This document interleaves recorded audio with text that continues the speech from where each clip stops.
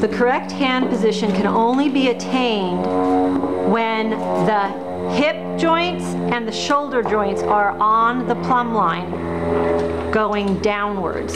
It's impossible to have a correct hand position unless you're seated correctly. Then the elbow is also on the plumb line and the heaviest part of the arm. This is what's going to keep the shoulders flat and stable going down the back. When the elbow is heavy, there will be a natural straight line from the elbow following the line of the rein to the horse's bit. The wrist has to be straight on this line. In any other case, if the wrist is not in a straight line, the wrist automatically locks. That is the way the human body is designed. But when the wrist is straight, there is a wonderful play in it and great feeling. And that is why it must be so. The correct hand position is not a fist or clenched or held in any way. It is more of a fold. Sorry for the Great Waldo Pepper over us, the air show going on, but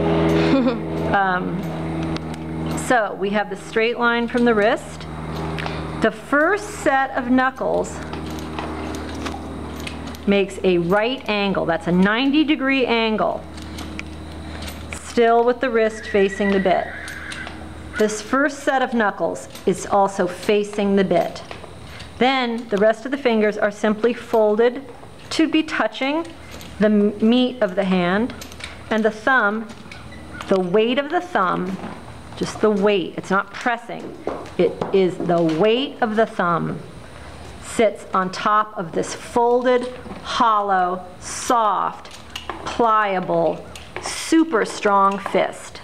And in another video, we will demonstrate that a rein put through the pinky finger and ring finger up and out of this folded, hollow fist is nearly impossible to move. It is a very, very pliable, but very steady, reliable position. So that is the first thing to know about the hand position.